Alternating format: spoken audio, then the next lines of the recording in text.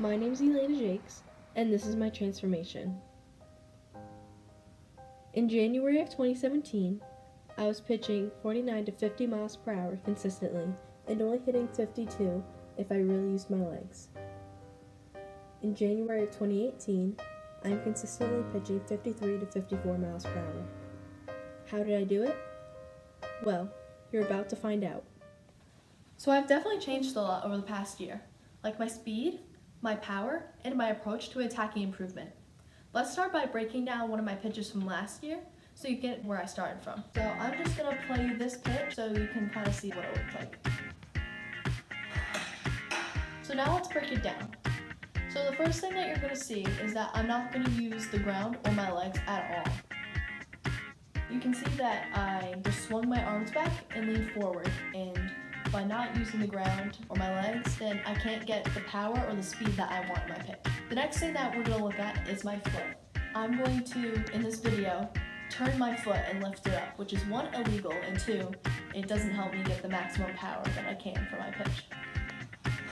So you can kind of see that I turned it, and so by turning it, it doesn't allow me to push off straight. So say I want to throw a pitch down the middle. When I pushed off, my stride foot would go a little bit to the outside versus straight where I would want it. And if I want to throw an outside pitch, then I would be thinking to myself, I want to put my foot just a little bit off center. In reality, my foot is going to go more far off than I want it to. And because of all these reasons, I end up popping out of my legs at the end, and I can't get into a good reverse posture in order to spin my pitches correctly.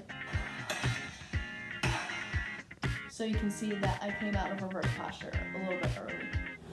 In order to teach myself how to keep my chest down and push off my right foot straight, I've been doing the bucket drill.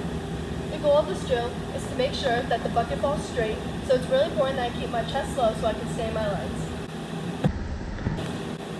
This drill also helps limit how much my foot moves.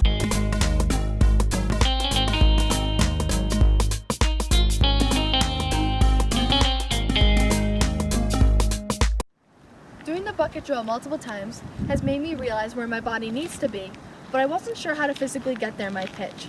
It was frustrating at times, but I stuck with it because I was determined to find a way, and I knew I could. Something else that I needed to work on in my video was using the ground more to make my pitches stronger and faster. Once I figured this out, my pitches were a lot faster. I've done a couple of variations of this drill depending on where I am, but they serve the same purpose. And this drill is called the 1, 2, 3, 4, 5 pitch drill. I jump 3 times and then I go into a pitch. I do this to a whole song, and it helps me build up endurance and keep loose because I am constantly moving. I've also incorporated this drill into my warm-up when I'm getting ready for a game. Normally, I will jump 2 times and then go into my pitch. I find that this really activates my legs and helps me pitch faster.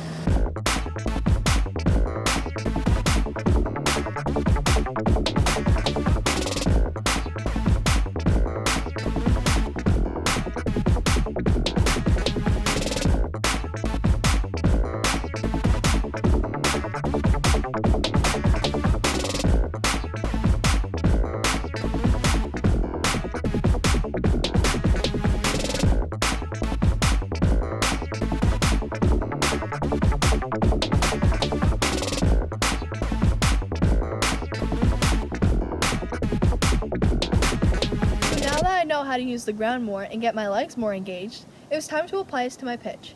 But how can I do that when I wasn't sure of where my legs were supposed to be or where to push off from? Well, by doing this next drill, I started to figure it out. Before doing this last drill, I learned that when I push off my right foot, I have to push from the middle of my foot instead of the balls of my foot. When I push off the balls of my foot, my body goes straight up. Versus, if I push from the middle of my foot, it's easier for me to stay in my legs. Pushing with my midfoot will also help me prevent my foot from lifting off the ground and turning. To do this drill, I have to get into a good shin angle, hold it here for a few seconds so I can really feel what it's like to be in this position, and then push off.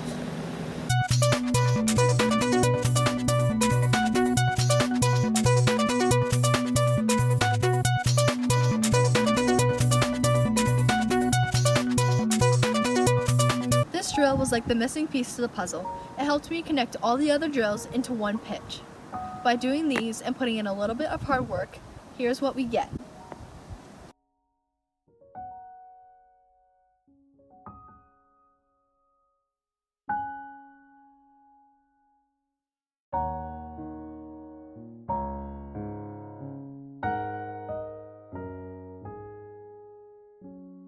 Even though I am at a great spot with my pitching now, it wasn't an easy road.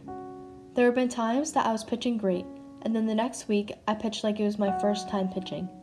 Going through this has made me frustrated, and a couple times I have considered wanting to quit pitching. Every time this happens, I ask myself, why did I become a pitcher?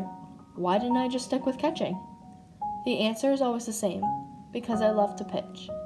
Then I start thinking of how much fun I have when I am pitching on my good days, and how I love to strategize which pitches to throw to which batters. I start to tell myself that I am in a funk for only a little while, and then I will figure it out again. This is what drives me to fail and bounce right back from it.